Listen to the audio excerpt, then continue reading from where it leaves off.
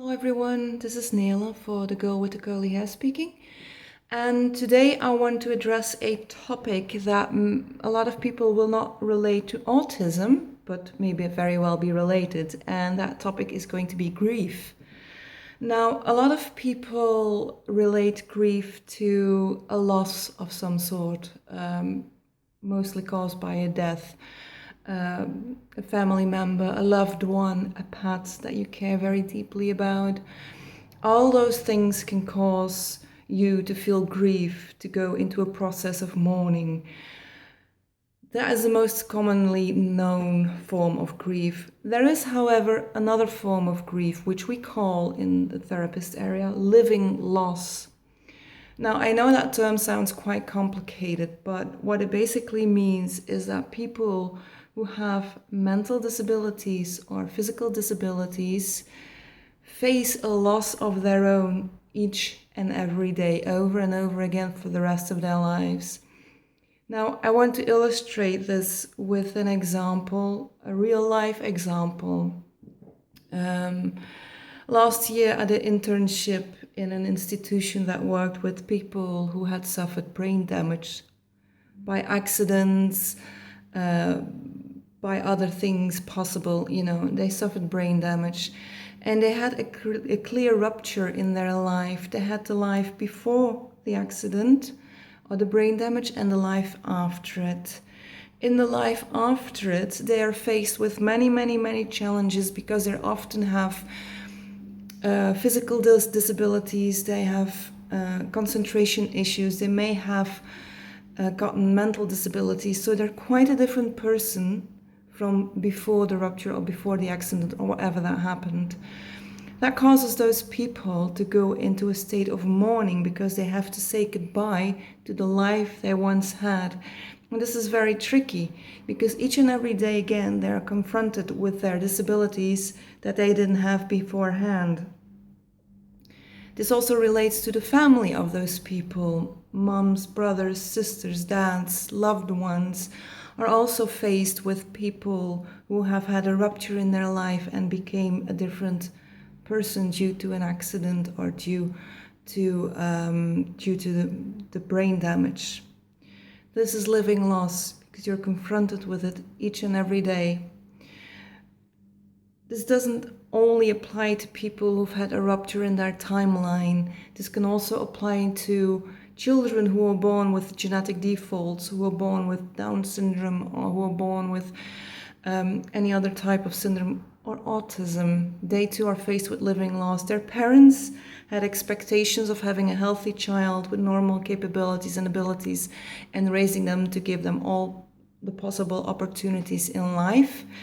And when they hear their child will not be able to do that, their parents are faced with living loss because each and every day they're faced with the fact that their child will have disabilities and not have the capability of living the life they were expecting their child to have. Pulling this even further is that this goes for adults as well who have mental disabilities or physical disabilities who've had them all their lives.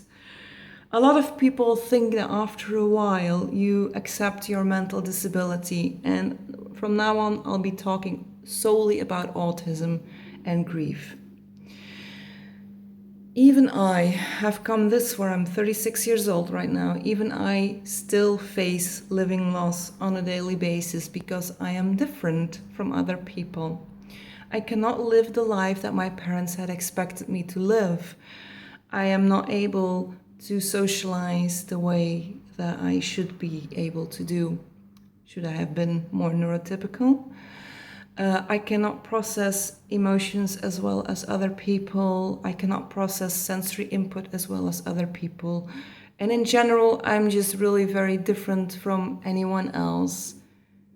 This hurts because it is so obvious. It's a challenge each and every day, and on some days this is more difficult than others. I want to illustrate this with, again, a real-life example that I had faced a week ago. A week ago, I had my proclamation at school where I was to receive my diploma for being a special needs therapist. I graduated with high honors, which is very wonderful for me. I was really happy with that. And after the proclamation, there was a reception with lots of people, lots of drinks. I couldn't go to that reception because it was simply too busy for me. I couldn't do it. Everyone else of my classmates was there. Everyone that ever taught me, my professors were there, but I could not go there. This was very hurtful for me because even though I didn't want to, I knew that I couldn't go because of my mental disability. This puts me in a position where I know how different I am from other people because they very easily go to that reception and very easily communicate with everyone else, whereas I simply cannot.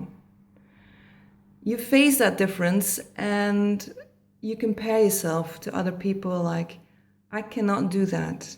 What is so easy for others, I cannot do. I can never do that. I can try, I can practice, I can learn, but it will never be natural and it will never be easy for me. There you have living loss. You're faced with something that is seemingly so easily done for the majority of other people, but for you it's very, very, very difficult. And you're faced with challenges that other people seem not to grasp because they're simply not faced with them on a daily basis. You miss out on very important skills on a daily basis in this life, in this society. So every day you're faced with loss because you cannot do that, and it's your loss. So you grieve and you mourn about it. But rather than having grief being put to an end as a process that you have to go through and you accept the death or the loss of a person or a pet after a time, and this time can be days, weeks, months, years, there's no really specific time frame on that. What you have with someone with autism is you're faced with this on a daily basis. And if you keep comparing yourself to other people and you see those losses on a daily basis, that mourning or that process of grief can go over into chronic depression. Because you're constantly noticing those little losses you have on a daily basis, that you can't do this and you can't do that. You're not able to do what other people do so seemingly easily. And it rolls into a chronic depression without even you noticing it. This is a very complicated matter and not very easily dealt with. In the DSM-5, it states that the process for grief is 2 weeks. And if you don't move out of those phases after 2 weeks, it's already called a depression. Now, I've spoken with many therapists about it, and I have followed workshops about living loss, and all of them state that grief is a very individual thing that can go on for years if necessary, and is never really gone for anyone. It just becomes part of you, like when you have a scar on your body, and at first it's an open wound, and you just pick on it, and it keeps bleeding, and it hurts. And then it starts healing and you get a scab and it's itching and you still want to scratch it, but you know you have to stay off it to let it heal. And then it becomes a scar. And it's never gone. It's always there. But you can know that there is a scar and you can know what it stands for, and that may make things easier. When you have autism and you feel you're stuck in this process of grief and mourning, and you feel like you don't know how to accept that scar as a part of you, I might advise you to find a grief counselor or a mourning counselor to help you out with that, because it is not easy. It is possible, and it is not, but it is not easy. There will still be days when you see that scar and you hate yourself for it, because it's there. And it makes your body different. And there will be other days when you're proud of that scar because it makes you different.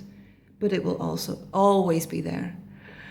I know this was difficult and it's very complicated theory and very complicated matter. And it's very individual for all of us.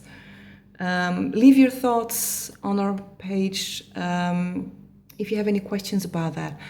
Or if you would like me to set up ways to deal with this mourning, please don't hesitate to contact us and I will see what I can do for you. And if you have any other questions, don't hesitate to ask them. And I will see you next time. Bye.